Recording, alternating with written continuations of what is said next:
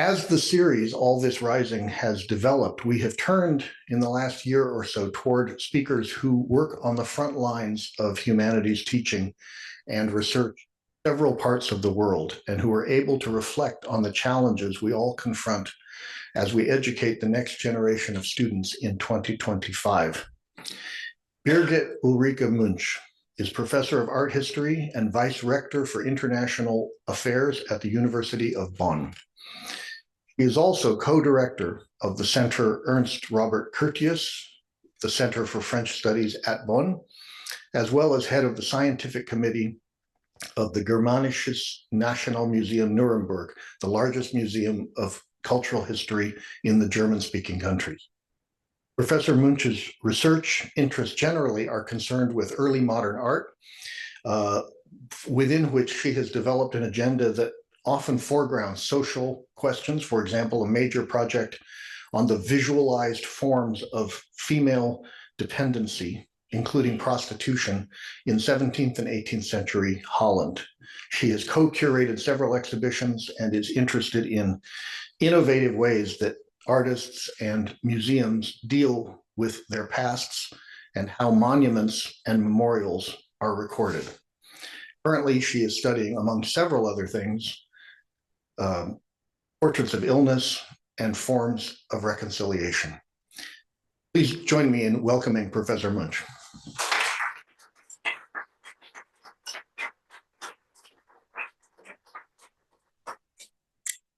Dear colleagues, dear fellows of the Humanities Center, dear Stanford community, it is an honor to be invited to give a talk in the lecture series and to stay at the Humanities Center for a week. And I would like to thank Professor Ronald Green, director of the center, for this unique opportunity. Thank you so much, Roland. I would also like to express my sincere gratitude to my friend, Professor Sepp Gumbrecht, who is Distinguished Professor Emeritus at my university, and with whom I have had the privilege of conducting research and teaching seminars for more than 3 years now. Eric Ortiz has been very helpful in preparing for this visit over the past few weeks, or I have to say months. So thank you so much, Eric. And I would like to thank all of them, as well as you, the audience, for your interest in my thoughts. The series is entitled All This Rising. We just heard that. The humanities in the next 10 years. What will the humanities look like in 2035?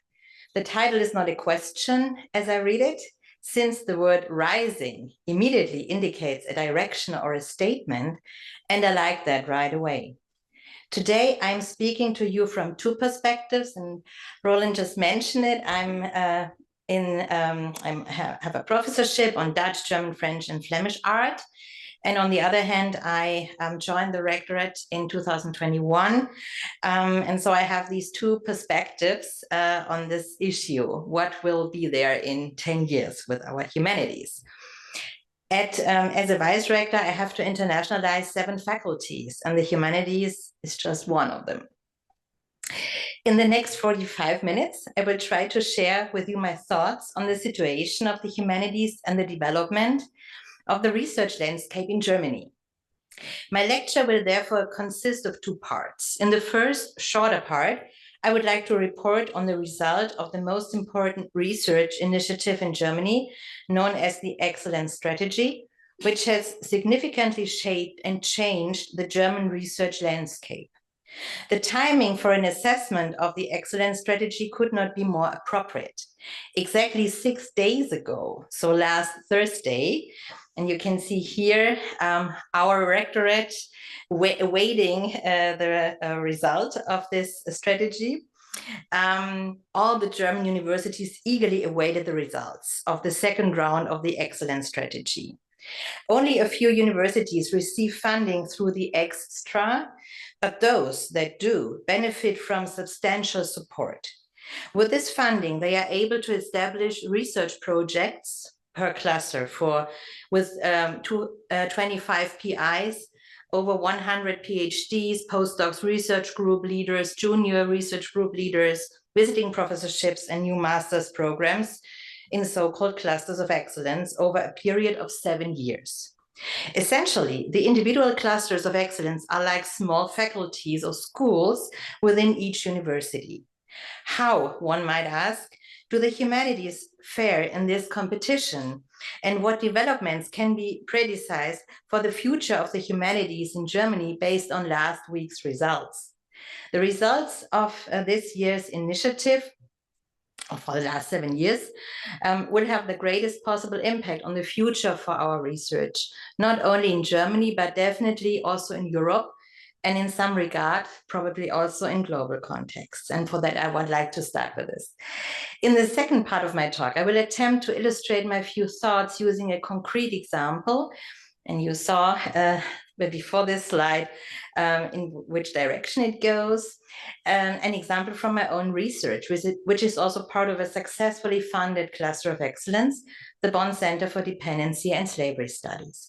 My research focuses on people with short stature or vertically challenged people in the pre-modern era, who were disproportionately often represented in visual media in the 16th to 18th centuries, and also before and after.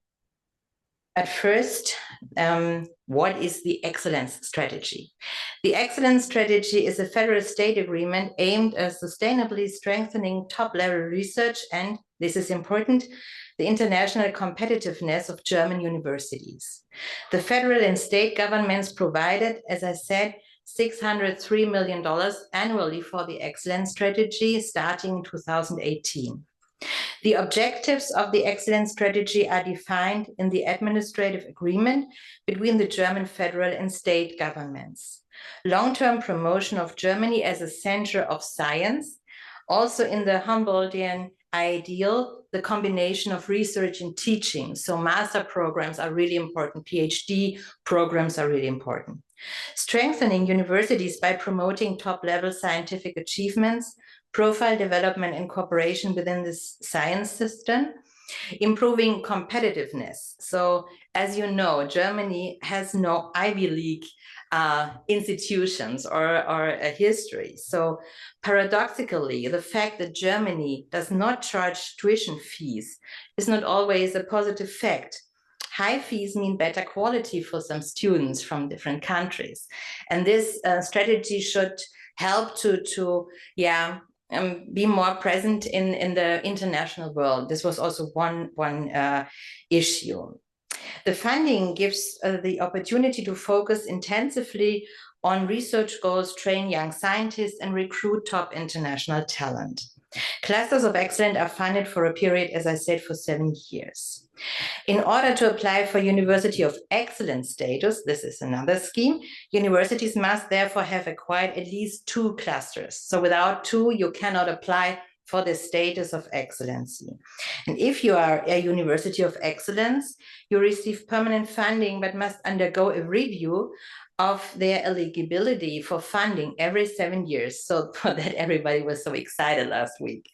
This means that universities of excellence must regularly compete with new applicants. So the system can change, the map can change every 7 years, and it does.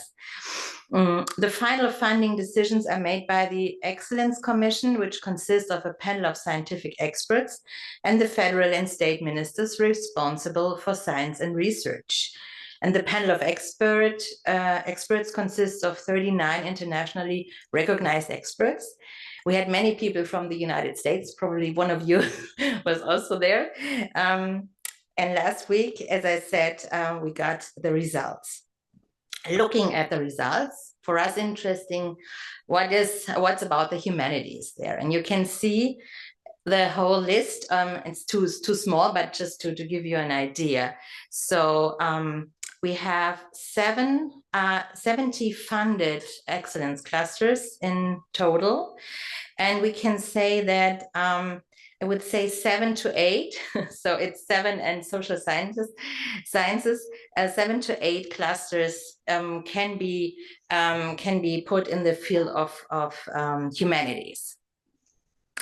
And starting from the top in the north clockwise. So here you can see the map of Germany. So you have on top in Kiel, and I just want to name them briefly, the cluster of excellence roots.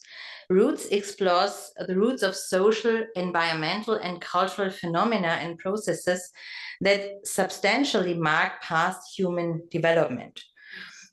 So they are archaeological and historical laboratories under the basic assumption that humans and environments have deeply shaped each other. Then they have the Hamburg Cluster of Excellence, Understanding Written Artifacts. The group investigates one of the central practices of human history, writing by hand. So they work on writing by hand from its ancient origins to the digital age.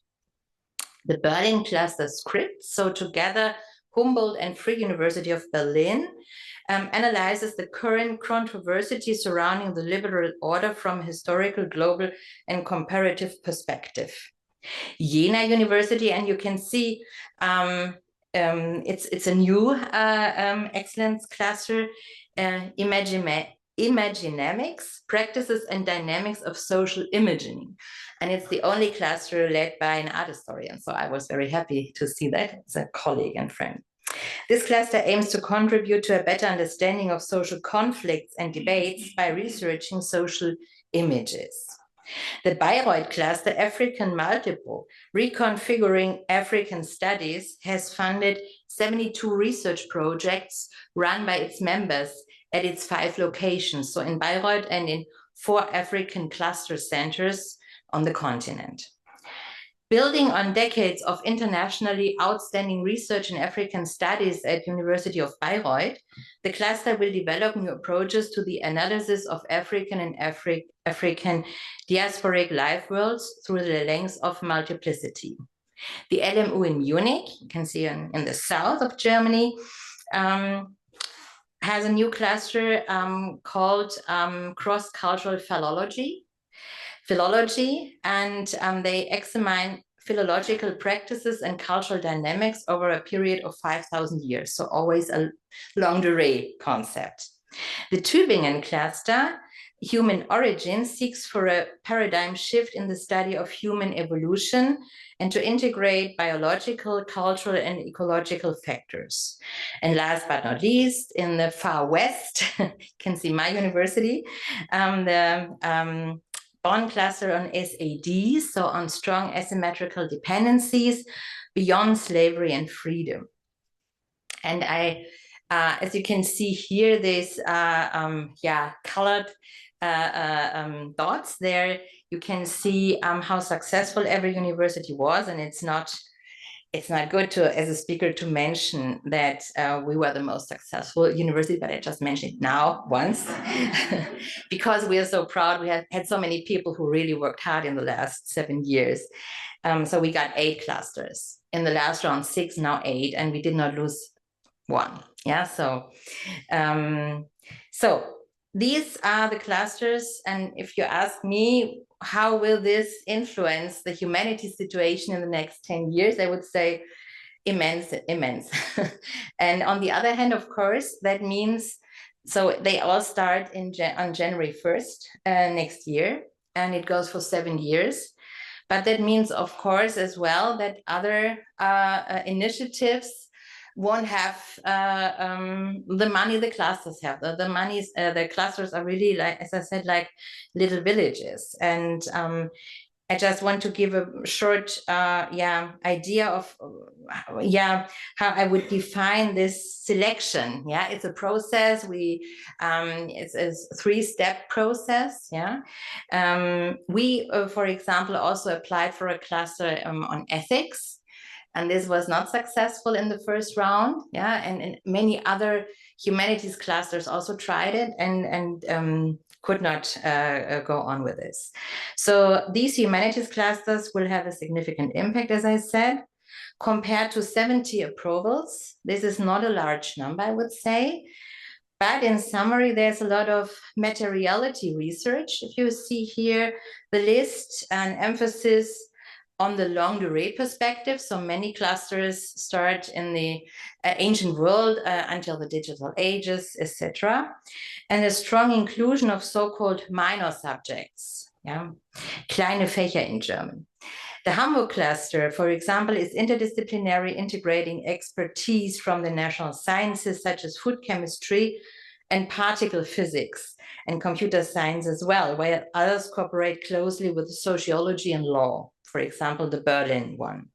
To summarize, just in 2 sentences, our underlying question about the future of the humanities from a cluster perspective, given the large number of projects on materiality, it is striking that the classic humanities paradigm of focusing on the mind, and thus on the non-material aspects of human culture, is not the main focus, I would say. It is part of many of the classes, but it's really the materialism, material culture, material turn. This is really important, I would say, if you see this list.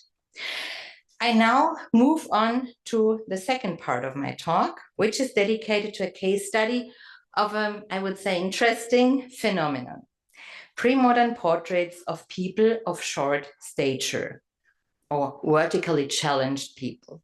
From my perspective, this is a phenomenon that has extremely resilient as a recurring theme for centuries and can be described as having reached its peak from a European perspective during the entire early modern period, so from 1500 to 1800. The so-called court dwarfs, I use here the pre-modern quotation, which derives from the Middle High German Getzwerk or Old English Dwerg, exist in many cultures, some in a similar way, although there is no evidence of any contact zones for cultural transfer. I just give you some examples here. So you know probably many of these images. So we have many examples from ancient Greece. We have Egyptian examples. Interestingly, we have male and female dwarfs in this Chiang Huai wall painting, the Tang dynasty. And I think you all know Hernán Cortés map, where you also can see the zoo where you can see the animals and also 2 people of short stature, just to give you some examples. And last but not least here, this is also important, at the Russian court, a wedding of 2 dwarfs that was printed, and we have, I know, 10 of similar prints showing the weddings where the court sits around this wedding of the dwarfs.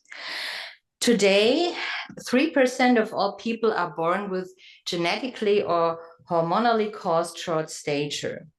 400 different forms have been described.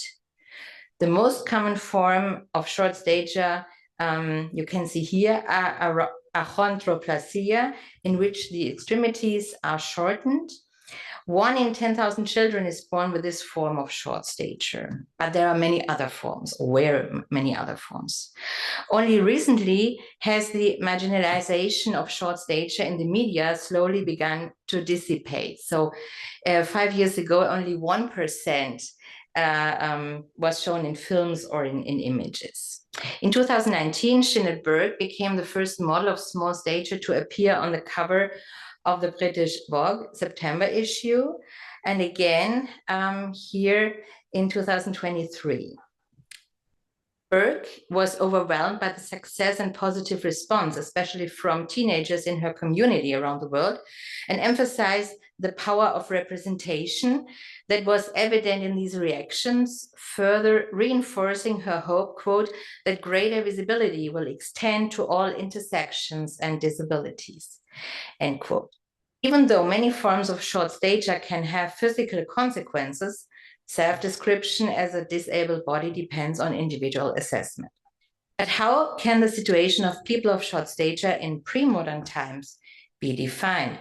How can we explore body shape and body norms, disability or disability in the past? How are the hierarchies of different bodies at court are described in texts and in images. Court dwarfs were disproportionately often represented in various media in the pre-modern era, while according to research, short stature, and this is interesting if you read the research of the medical humanities scientists, short stature was just as common in pre-modern Europe as it is today. And even though there are many different approaches to researching short stature in pre-modern times, particularly in 17th century Spain, and we come to Spain later, researchers have strangely shied away from interdisciplinary thinking and have tended to view image and text sources separately. Another desideratum was identified by Janet Ravencroft in 2014. I just show you some more images of famous portraits of people of short stature, and you can see here also women and men. So Janet Ravenscroft wrote and summarized that research on portraits of female court dwarfs is lacking. And I quote her here. Despite their privileged positions as close personal servants and companions, these dwarfs, so the female dwarfs, now find themselves in the shadows. From being center stage, they have receded from view because of their triple status as physically anomalous, female and servants, end quote. Starting from female portraits of people of short stature, my paper raises the question of intersectionality. So the extent to which a gender-specific hierarchy of people with anomalies or of short stature, and specifically these people can be identified at court, and related to this, how this hierarchy changes when more people of other skin colors and often from colonial contexts reach the sphere of the court in the early modern era. This contribution is intended as an initial reflection on a still new field of research. So it's a lot of research on male dwarfs, but not so much on female dwarfs, and also not on this colonial aspect. My paper thus also ties in with research we are conducting in our cluster. In the field of dependency studies. We investigate profound social dependencies such as slavery, serfdom, bondage, and other more silent forms of permanent dependency across epochs, regions, and cultures. Our focus lies on beyond. So we aim to overcome the binary of free and unfree. Instead, we proposed a new a concept of asymmetrical dependency to explore all forms of dependencies. Let us first turn to the question of the agency. As Eva Seemann diagnoses in her relevant works, the existence of court dwarfs can be described as a, quote, structural feature of the early modern princely court. So you find dwarfs. She works on the German-speaking countries. If you go to the Habsburgian courts, if you go to the courts in England, France, you find a lot of court dwarfs. Between the early 15th and the end of the 18th century in particular, they appear in numerous different portraits, written texts, where they are depicted and contextualized. The special position of people of short stature is illustrated by numerous visual representations in painted or printed individual portraits, or together with princes, queens, or nobles with children, with the animals of the court, or in a group portrait, and probably you know this from Agostino Carracci, a group portrait with other people, different people. Otherness is here depicted. So the hirsuts, the hairy people, the natural fools, the POC, whereby court dwarfs often appear privileged within this group. This is often the case, and you can see this in the group portraits. We also see that if there is a double portrait with the emperor, you very often have the court dwarf depicted with the emperor and not the Hersuits and not other groups of people. So they had a privileged position. You can see this in many ways. So interestingly, nobody ever thought of analyzing if there are as many female as male dwarfs at court. So Ravencroft's conclusion that female court dwarfs were depicted less frequently is absolutely correct. But female court dwarfs were also more often shown together with the elite in double portraits and rarely in a portrait on their own. On the other hand, there were generally more male dwarfs at courts, and the ratio of male and female court dwarfs has not yet been systematically recorded, but the courts I went through and the list I had, I can say that it's 1 to 5, so 1 female to 5 male dwarfs. So, for example, in the German-speaking countries, this very important book of Eva Seemann mentions 242 people of short stature with names. So she mentions many more where the name is not cannot be found in the sources. But from 242, there were 47 female dwarfs at the court. If we compare this with the list of the Spanish court, entitled Locos y Enanos, and this is a very important source for us, and we come to that later. There we have also, and he went through the account books and other sources covering the period from 1563 to 1801. He mentions 127 dwarfs and locos, so locos, jesters or natural fools, and 42 are female courtiers. At least 31 are listed as female jesters and dwarfs, or simply as people of short stature. This means that here too, the female members are approximately 1/5 of the whole group. It is not easy to reconstruct the roles and functions of people of short stature at court. It also makes sense to investigate whether little people at early modern courts also became a field of negotiation for discourses on disability, on gender, on geography, in the context of European colonial expansion. Whether there was a new hierarchization when colonization brought new foreign people to light and made them a topic of discussion, or even brought them to court. If one considers the hierarchy of the individual groups of people in the portraits, the opening chapter, entitled Las Meninas by Michel Foucault in Les mots et les choses, is an important starting point. Michel Foucault vividly describes Diego Velázquez's famous painting Las Meninas, and shows, described, I show it here in a better image. A painting that has puzzled art historians, and I think not only art historians. At first glance, it depicts the young Princess Margarita of Spain in precious white brocade, surrounded by her court. But on the left, with his brush raised and standing in front of his easel, the attentive viewer recognizes the painter himself. So does the painting actually depict the act of painting? And there are many, you could make a lecture series for 10 years about this painting. But why is the painter looking so intently at the viewers and not at the canvas in front of him? And from his perspective, the image on this canvas would be completely different from what we know him to have painted.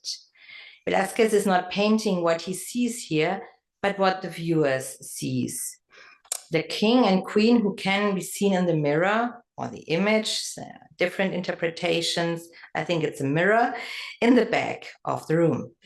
Foucault names all the people in the painting and interprets them.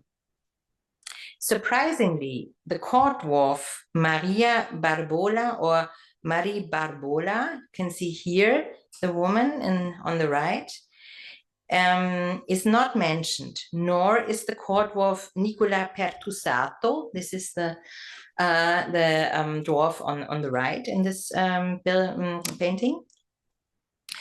And he is not, he's only mentioned, but not included in Foucault's famous interpretation of episteme and the representation of emptiness in the painting. And just give you in yellow, where he says, here are the dwarfs, but he does not interpret them and he doesn't name them. So by arguing from the perspective of historical dwarfs and their living, working, and social conditions through a comparison of image and text media, the phenomenon of the court dwarf can be studied from a comparative perspective on a broad basis of art and cultural history.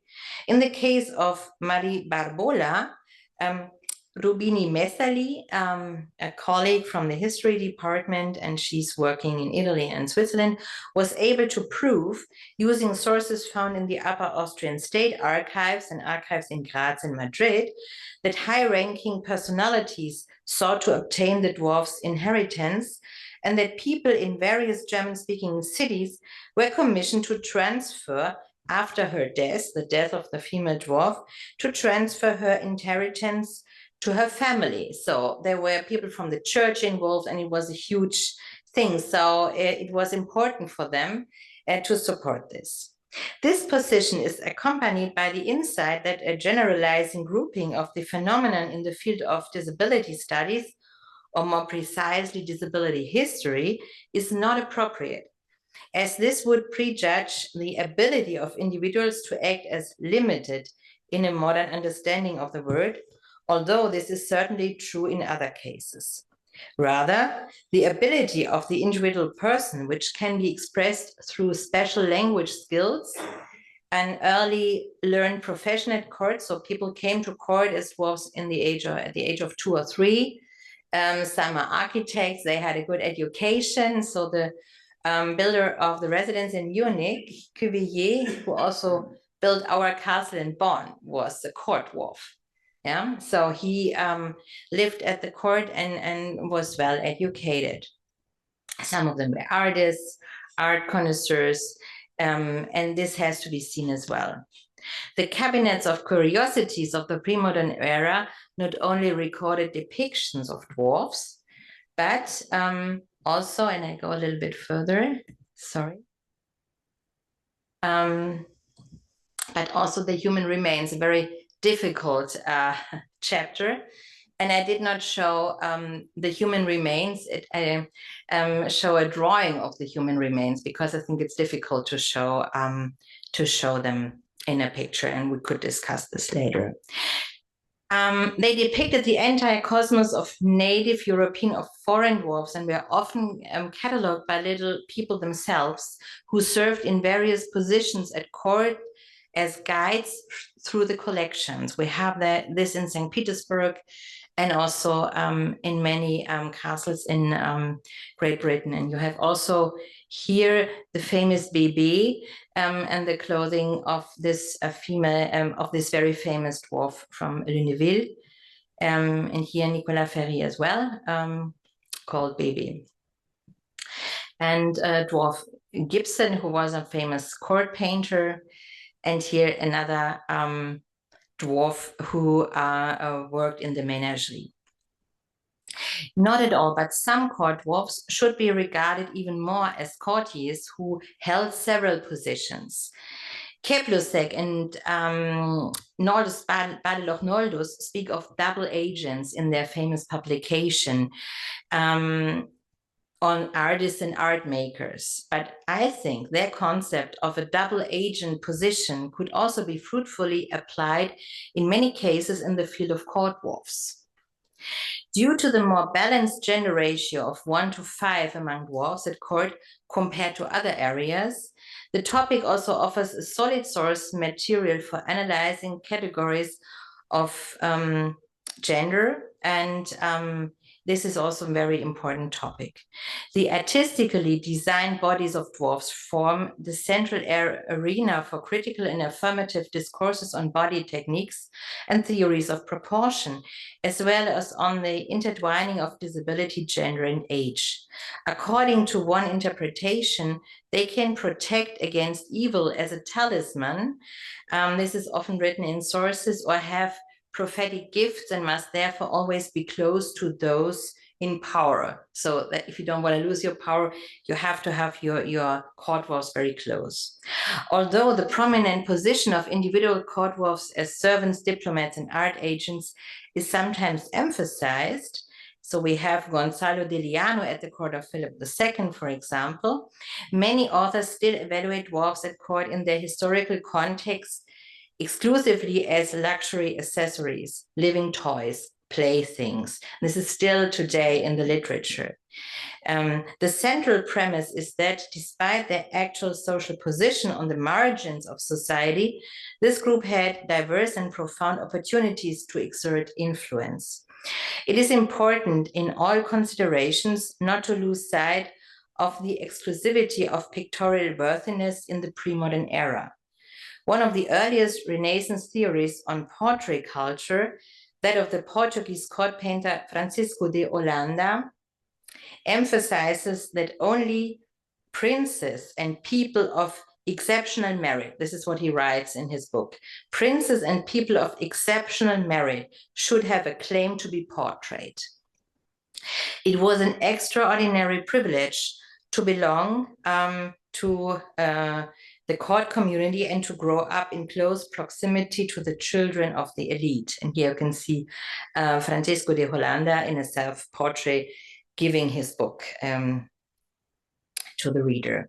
Regarding the question of what the body of a person of short stature considered well proportioned from a pre-modern perspective should look like, Baltasar Castiglione's work, The Book of the Courtier of 1528, provides some insight. And here he discusses the ideal height of people at court people at court should be neither too tall nor too short. And he talks about this well-proportioned nature of the body. And he doesn't mean only the emperor. He talks about all the people at court. Ravenscroft also demonstrates that contemporary art literature used very problematic words to describe the disproportion of the female dwarf's body, especially the female dwarf.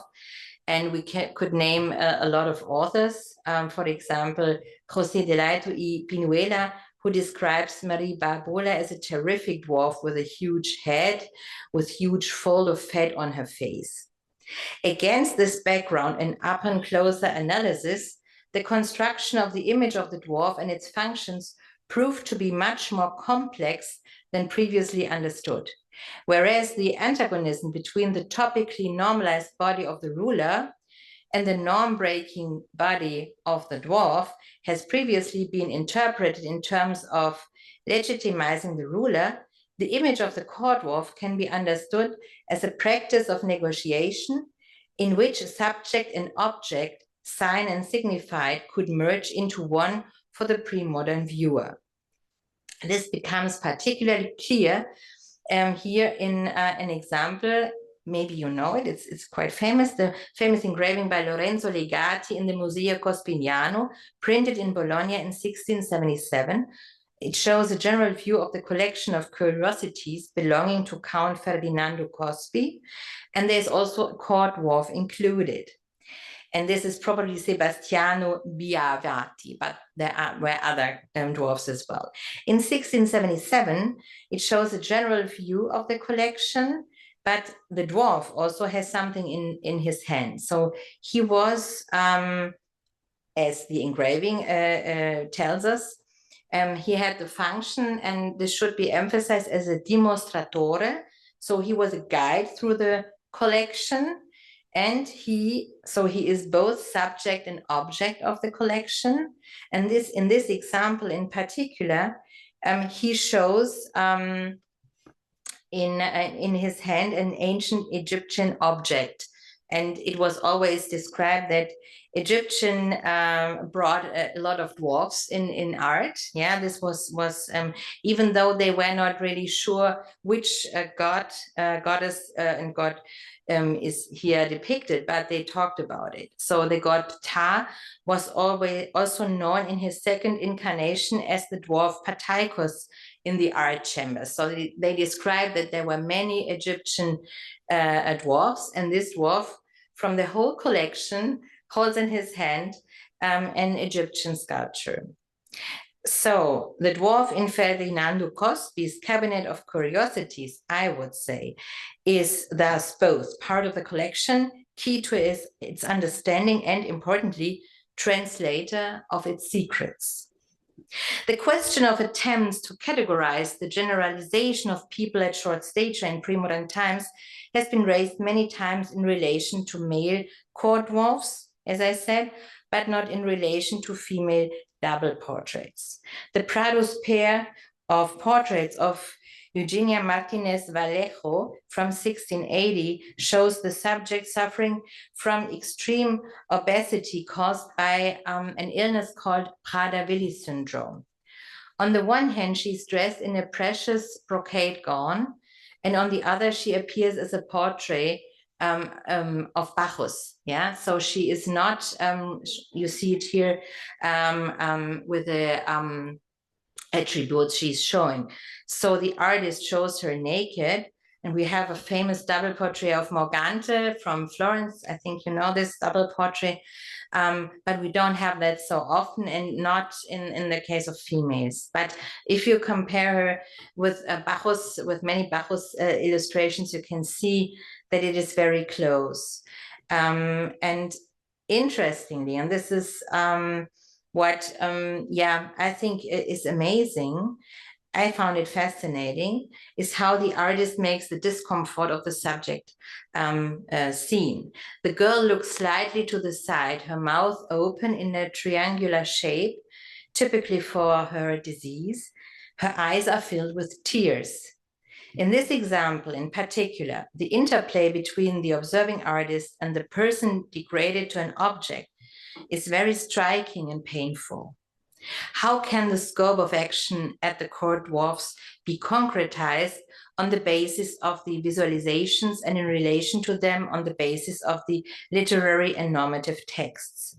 Their relationship to the ruler opens up analysis of intersectionality that are not possible in many other areas, I would say, of early modern court research. In addition to disability and illness, as we could see here in this famous example of Eugenia Martinez Vallejo, a question that has hardly been addressed so far is that of the hierarchies and shifts brought about by colonialism, which brought people to the court who were stigmatized and marginalized in many ways and came from all parts of the world. In order to analyze this, it is necessary to differentiate between the individual forms of staging, but also to look at the written sources and the description of the individual persons. The aforementioned Villa collection, and here you can see Locos Enanos Negros y Ninos Palaciegos, mentions also Magdalena Ruiz, and probably you have heard about this dwarf. She is, so this book lists entries in court accounts, as I said, and letters that report on the precious fabrics used for the clothing of the dwarf, whom Isabella Clara Eugenia, you can see here on the left, employed as a court dwarf for many years. And that she lived at court from 1565 to 1605. So for many years under different rulers.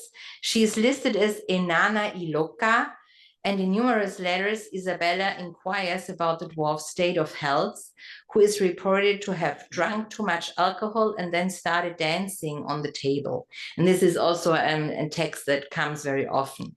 However, this extensive source is also very informative for another reason. It reports on the hierarchy of the individual groups at court.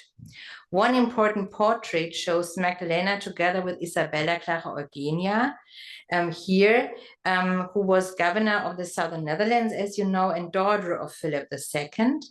And she had other dwarfs as well. You can see here a court dwarf of Isabella and also a male dwarf of her husband.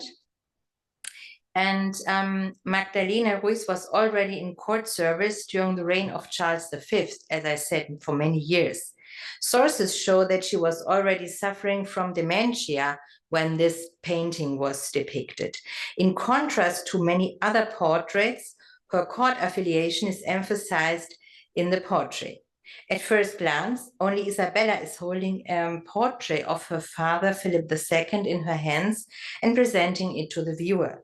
But Isabella's dwarf also wears a medallion of Philip on a striking coral necklace, while the two monkeys come from the Amazon region, so from the Portuguese territory over which Philip ruled after the union of Spain and Portugal in 1580.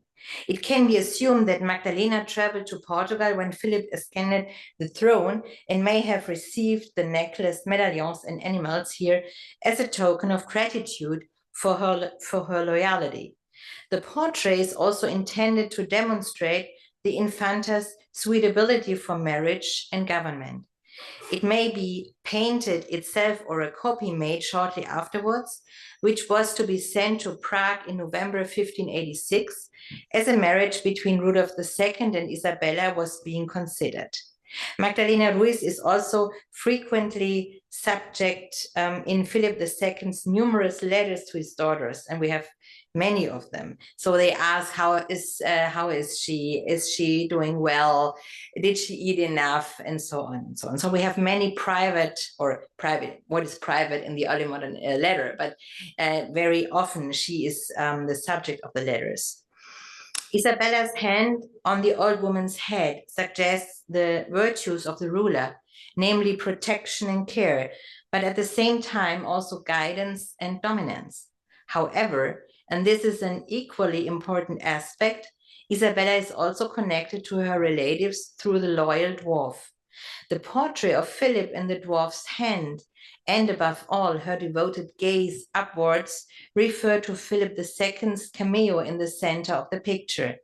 It is deliberately placed at the center of the composition so that its omnipresence in the state portrait immediately catches the viewer's eye.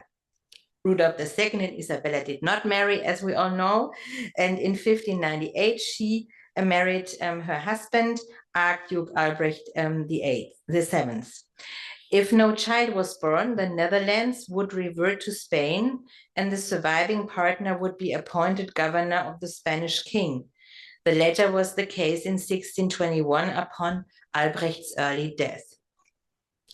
While childlessness, with its many connotations, was generally a central theme and problem in pre-modern times, in Isabella's case, it is linked to the return of the Netherlands to Spain.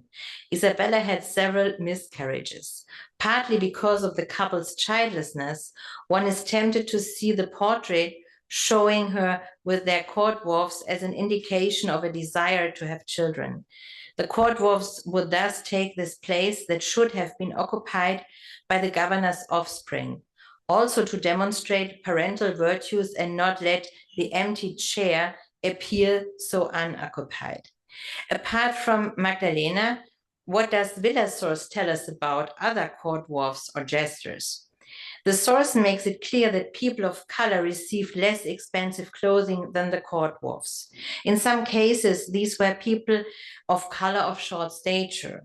These include Francisco de Vasconcelos, who can be traced from 1643 to 53, and El Gigante, who appears in clothing accounts. Above all, however, it is important to note with regard to body hierarchies that, according to the sources evaluated by Villa, Magdalena Ruiz had a servant, a black servant. So the dwarf had a black servant, and we have this source here. So Magdalena is very worried about her black maid, who returned once and has now left again 2 days ago, and she has not heard from her.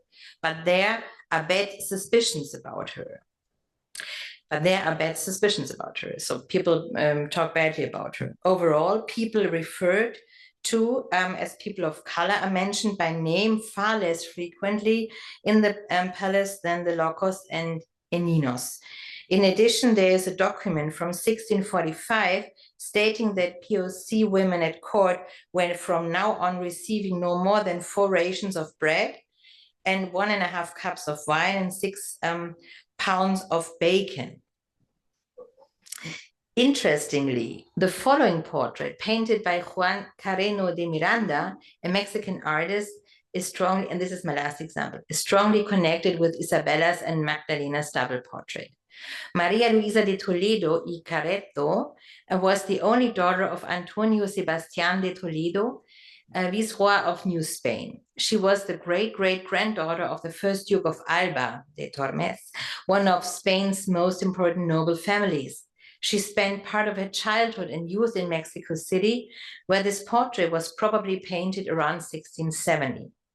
In 1674, she returned to Spain with her father. She married Josef de Silva, thereby becoming connected to one of the most powerful houses of the peninsula. As a widow with no direct descendants and exhausted by an illness, the daughter of the former Viceroy of New Spain entered the convent of Nuestra Señora de Constantinopla in Madrid as a nun, and where the painting was left by her after her death. She died in October 1707, aged 51. And the woman accompanying her probably comes from the Chichimeca region, judging by her tattoos. She's depicted wearing a long, straight huipil over a green skirt or dress. You can see the tattoos again, and the clothing, the lower part of which protrudes from the huipil. The huipil is arranged a la Española, so it appears to be gathered at the waist and has wide sleeves and the lower edge with an oval lace border. The presence of this small indigenous woman emphasized the uniqueness and exoticism and thus the power and prestige of the family. The color of her skin, the tattoo, and even the type of clothing worn by the woman illustrate the connection to American landscapes and the access that the protagonist of the painting had to transatlantic trade networks for goods and products.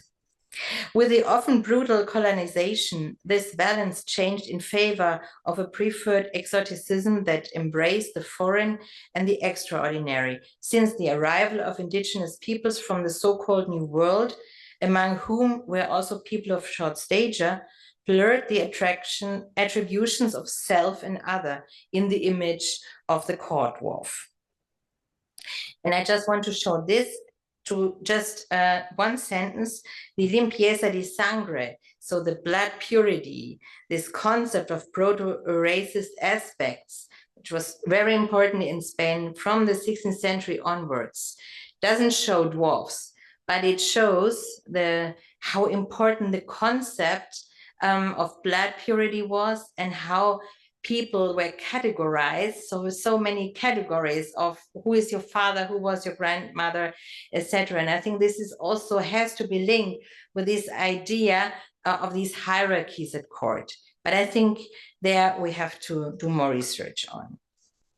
As a result, individuals were assigned to different groups depending on the context. In this way, the image of the court dwarf is influenced by imagined or real characteristics of other projected groups, such as Indians, Africans, and people of color, creating entirely new geographies and topologies of the self and the other, which illustrate that even in pre-modern Europe, spatial structures did not exist as principles of order for sociocultural phenomena per se, but were always the result of social production practices. In double portraits, the painting appears to depict the artist's daughter, who was still childless but of marriageable age, with a court dwarf.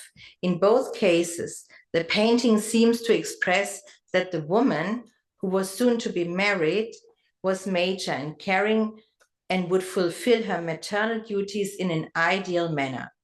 The woman, whose tattoos referred to the Chichimeca region, could be an enslaved person, it could be a servant or a court dwarf. She is small in stature and was probably a gift and companion to the young woman. Here, as with Isabella, the hand rests on the dwarf's head, whereas in contemporary portraits with children, the hand is often held. So they hold their hands, but the mother does not put their hand on their heads. So the hand is often held, symbolically continuing the lifeline without signaling dominance. and this is not the case here. To conclude, court dwarfs can be interpreted as paradigmatic embodiments of the macrocosm and microcosm, and thus as figures of the court in which all conceivable physical, cultural, and social conditions, practices, and attributions can converge. The body hierarchies, which until now have been based almost exclusively on the male body of the dwarf and have also dominated the small-statured body, must be given greater consideration and individualized for the quarter or more of female court dwarfs. As the examples presented show, there are very different forms of status among court dwarfs. This can even be that of the Queen's lady in waiting, about whom, as in the case of Magdalena Ruiz or Velázquez María Bárbara, there are even sources that testify to her high status or report that the dwarf kept her own servants, that she received snow in the summer months every day, 2 cups of snow. Yeah, this is a privilege at court. The inclusion of indigenous bodies in court society and thus also in collections did not result in any rearrangement or change in the hierarchy within the court structure until the end of the court dwarf era, end of the 18th century. Magdalena's black servant or references to the allocation of clothing and food show that there was a clear hierarchy and dependency, and that those of short stature or court jesters who belonged to the group of people of color were not, at least in Villa's list, ranked equally with their European counterparts. Court dwarfs are characterized by a fascinating multicorporality, a multicorporality ranging from favorite companions to important advisors who in some cases influenced the fortunes of the court for decades. As the wills of Velázquez's famous Meninas dwarf prove, female dwarfs were not per se less favored than their male counterparts. What distinguishes them in a spatial way within the portraits, however, is their symbolism, which they embody in relation to the female ruler. The ruler's marriageability and motherliness are demonstrated or assured by their presence in the double portrait. Whether caring for the aging court dwarf as mother for the entire people, or visualizing short people who, as childlike images of the ruler, offer a glimpse into her future as a great mother. In this way, they emphasize central, if not the most important characteristics that should distinguish the female ruler of the pre-modern era. Thus, my conclusion is that in pre-modern Europe, people of short stature were the only group of people at court who could take on a wide range of functions, from accessories to financially well-endowed, ennobled holders of court offices. This approach not only offers oscillations between these 2 poles, it is from completely marginalized bodies to bodies of power, but also to systematically locate the different bodies at all conceivable points between these 2 poles, and this is important. This could be made visible through the concept of our cluster, the historically informed dependency studies, as a distinct and visible new field across the humanities. The concept of SADs allows for a comprehensive analytical framework to understand how power imbalances have historically shaped and continue to influence societies around the world. Research on court dwarfs must, of course, explore their dependencies, but also their capacity for action, and can thus show that it was precisely this hypertrophy of the figure of the court dwarf, male or female, that enabled the historical individual to use the object character imposed on him from outside to constitute himself as an independent subject. Thank you so much.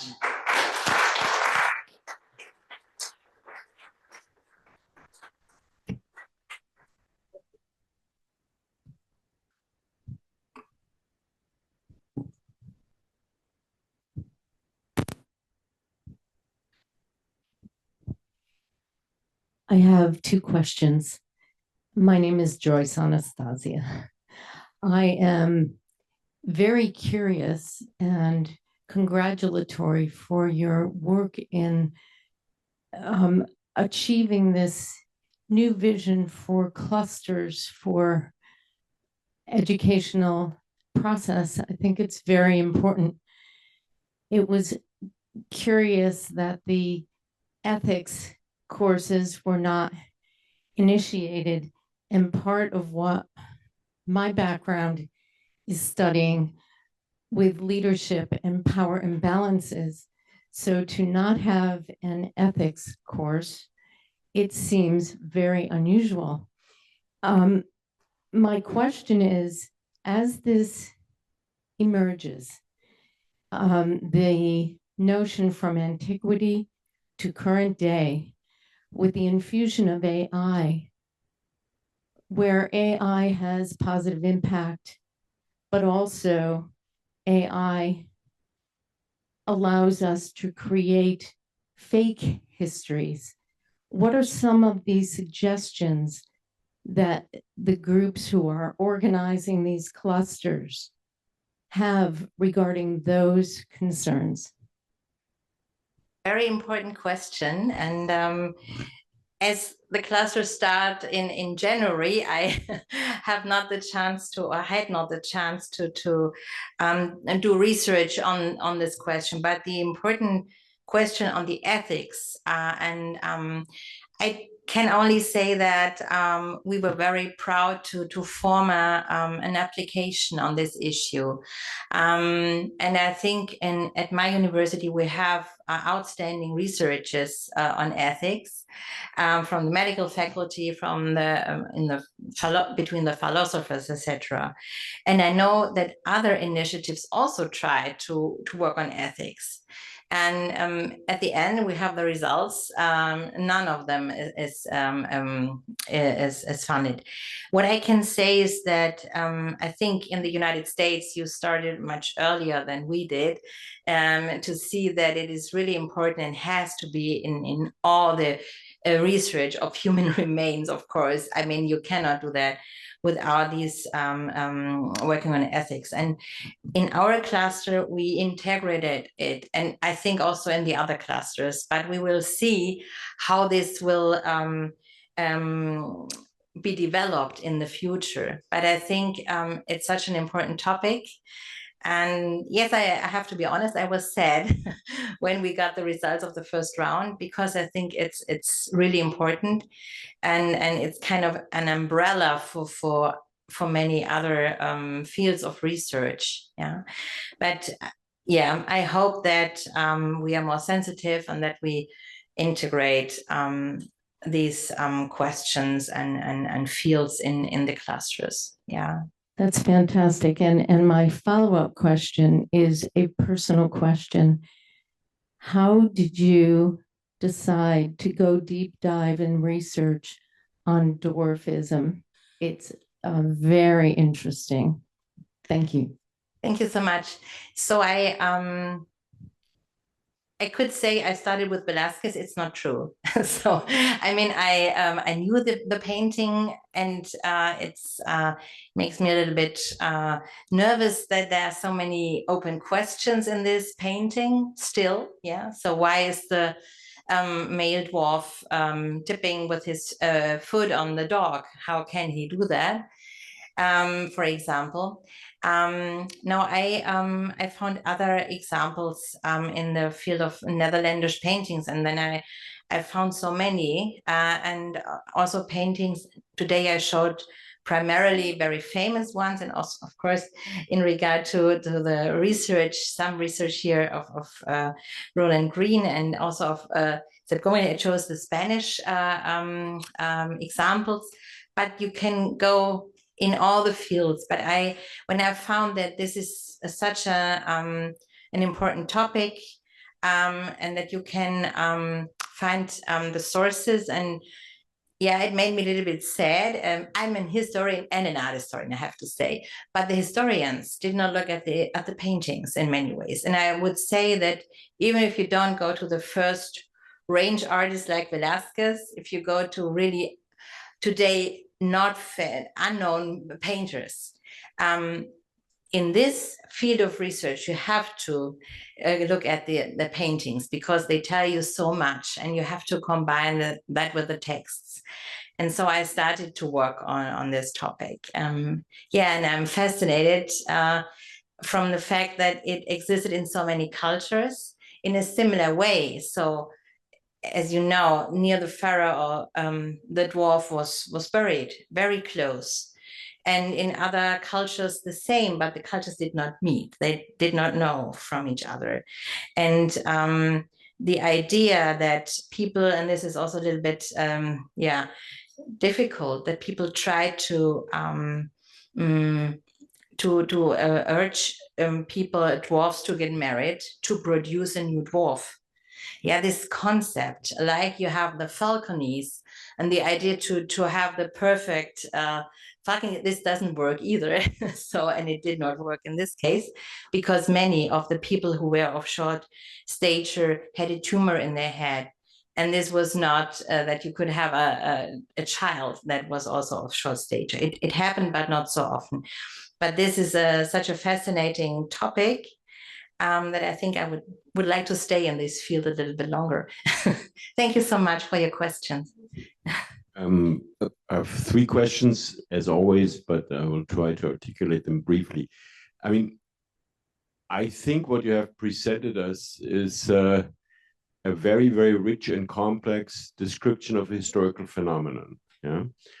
And I think you have been wise, or you're wise at this stage, to not draw conclusions that go too far. But I will push you a little bit towards, not conclusions, but towards interpretations of your research results. I mean, in the first place, you have very clearly circumscribed historical period, 15th century until 18th century.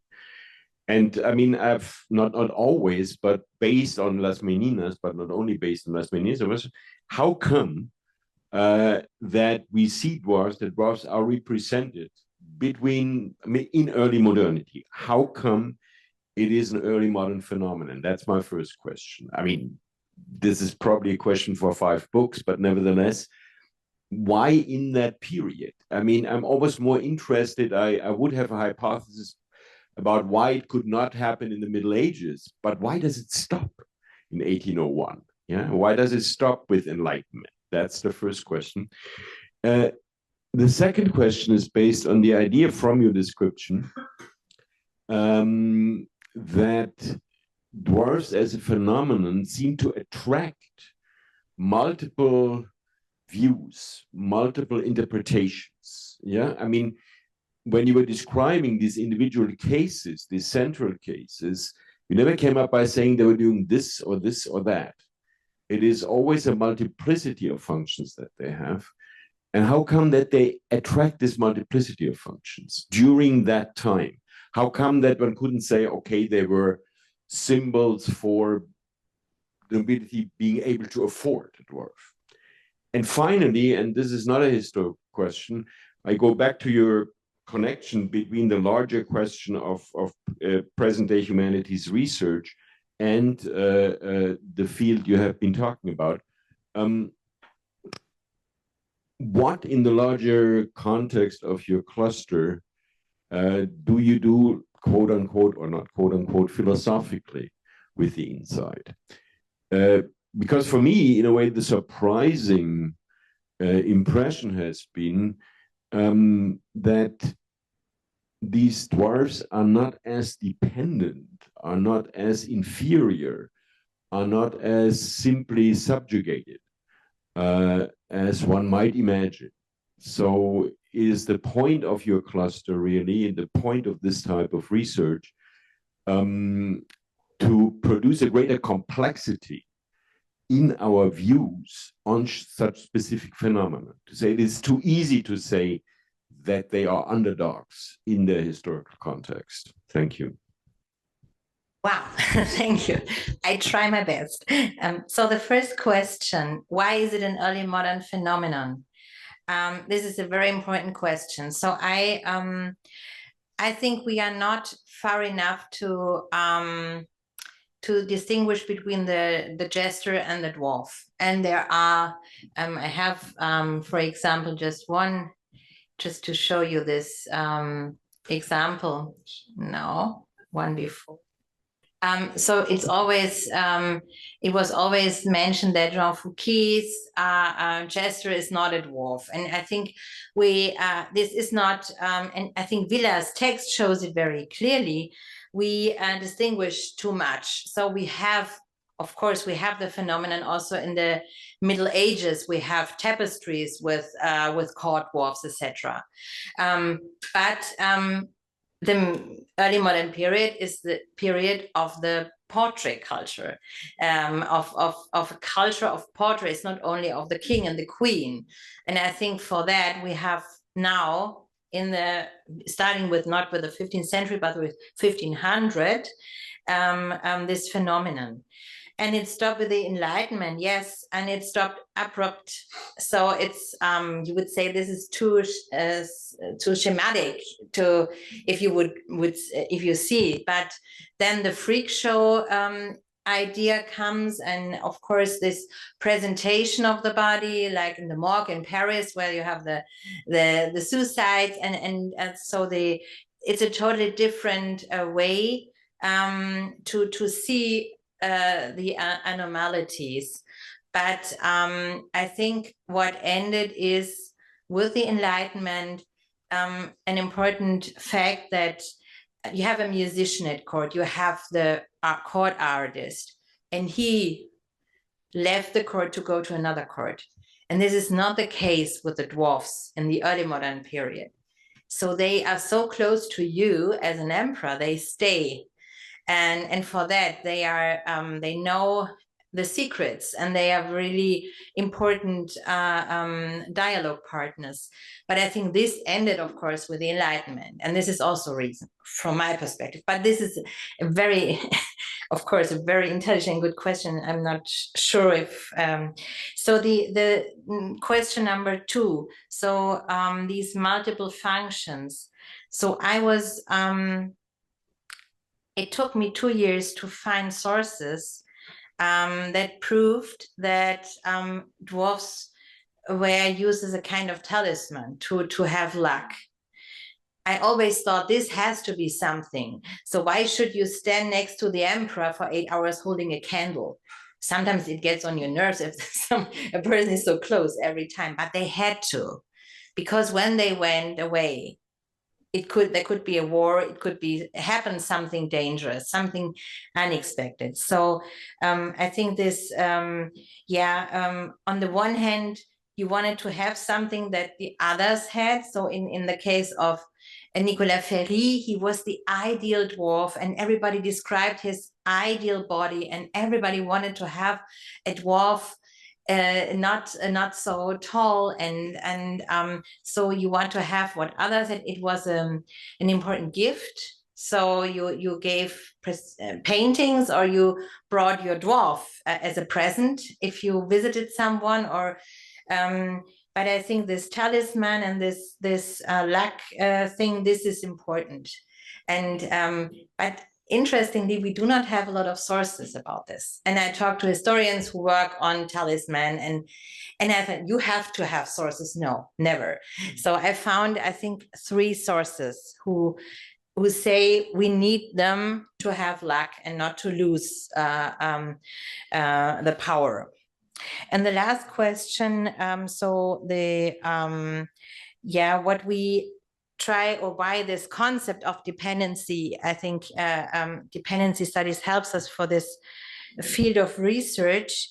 I think a good book, I don't know how I can translate it, it's from Iris Derman from the Humboldt University. It's called Undienlichkeit, and she shows forms of resistance, but in a very so that people in the colonies, POCs, sang some songs, or that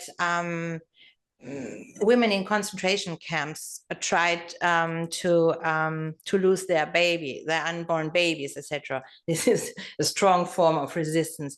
But she shows other really life forms, and I think what helps us in this cluster is to see not the binaries of dependency, but also, I would say, and this is a question maybe for, I have not an answer. Does there exist a society without dependency? And when, where, and when did it happen? So does anyone know a society, a culture where there is no dependency? When we were asked by the reviewers of our cluster, this was a killer question, because yes, we had some ideas of some groups, but can we really be sure that there is not a dependency? But there's on the scale on how dependent, and I think that the cord dwarf is a fantastic phenomenon to see the different scales. And so for that, I think it's important to do research on dependency and not only on slavery studies. And for that, our title is Dependency and Slavery, because it's much more. And on the other hand, to be honest, as a German cluster initiative 7 years ago, it was also important to integrate, of course, slavery studies and to show that we also do that, but we try to go in a different way. Yes, we are in Germany and not in the United States, in Australia, and Canada. And for that, it's important to have this dependency concept, to see all the forms of dependency. Thank you so much for these questions. Yes, thank you so much for this very, very interesting talk. And Yeah. my question goes in the same direction as the last question. You were talking about the fact that I think you mentioned only like the male dwarfs were also like very well educated persons, for instance, serving as artists or architects. And my question is, if you found anything in your sources, if also some of the female dwarfs were in a special respect, well educated. And that goes together with an observation that I would ask you to show the last slide, please. Because that goes together with an observation. If you look at the Las Meninas and we see Maria Haunsien depicted here, I think it's so striking that she gazes towards us, the spectator of the picture. And that is an interesting analogy to how the artist in the picture is depicted by the painter. Yes. So what would you make out of this observation? Because it strongly goes into this direction that it's not about dependency and independency subject of it. It's something blurring the dichotomies, right? Absolutely. And this is that both show what regard the artist, regard the viewer, and also that she is the person who is so close to the princess. Yeah, she has the most privileged space in this room. Yeah, this is very important, and this shows that some of the female dwarfs were ennobled, for example. And it is maybe I did not mention it, but we have female dwarfs who worked as librarians, for example. So they were well educated. What should you do with the people at court when they are there at the age of 2? You have to entertain them in a way. And so some of them really were well educated. And in the case of her, this was what interested me, why Foucault did not see. I think he wasn't interested in this question. I mean, he was not interested he was interested in bodies, but not in the dwarf body or the corporality of the dwarf here, because he was interested, and this is interesting, in the body of the emperor as the body of power. But he did not see that this body is also a body of power. Yeah, and this is interesting, although I think his interpretation is also a brilliant one. Yeah, but I always thought, why didn't he see the importance of this female dwarf? And you're absolutely right. She is regarding the viewer and not in a with a frightening way. I would say she's really self-confident. And if you go to Italian examples, for example, in Florence, you have the little dwarf who is regarding the viewer as well. We have many frescoes where the female or the male from the Medici court, I think you know this she does also an obscene gesture with her hands, and she is regarding the viewer. So yeah, and this is important. If you only have the written sources, you won't see that, but in the paintings you can see it. But thank you so much. So I got the mic, so I'm happy to use it. Sorry, I have to. Thank you for a great talk. I'm a professor of Spanish and Portuguese here. We call it something else. I have a comment and a question. The comment is, I loved in one of the sources that you cited, the one edited in Mexico, how crazy people, dwarves, black people, and children were called gente de placer. People of delight, I guess, would be some approximative translation. But what caught my eye there, talking about placer, about pleasure, is depending on how you understand desire, you desire something that you lack.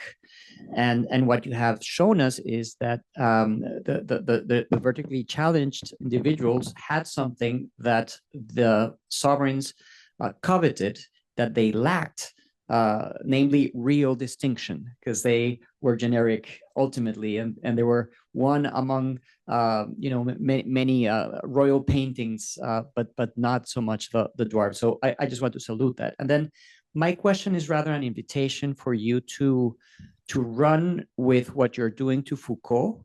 I think in Professor Gomberg's question that was also implicit. Foucault is building this archaeology of knowledge. He's also inspired in a citation by Jorge Luis Borges that gets him to write this whole book based on a taxonomy that breaks down classification, right? That is the quote that gives birth to that project. So, what should we tell Foucault? Not just that he missed the dwarves, but what are the consequences to the whole conceptual apparatus? I'd love to just hear more about that, and thank you.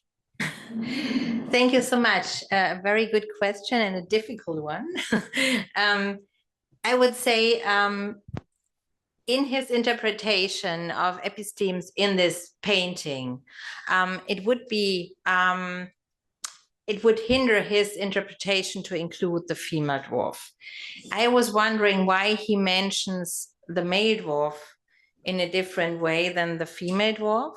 So it's when he talks about the dwarf, he means the male dwarf, because I would say that the presence of the female dwarf is much more obvious in this painting than of the male one, or not. If you decide to see in the male one the gesture juxtaposition, and of course this is a reflection of power, because he's able to step on the court dog and nobody even looks at it and gives comments on it. Yeah, but yeah, I think it's a question we can discuss later on, and I have to think about this for the next 7 years. And thank you so much.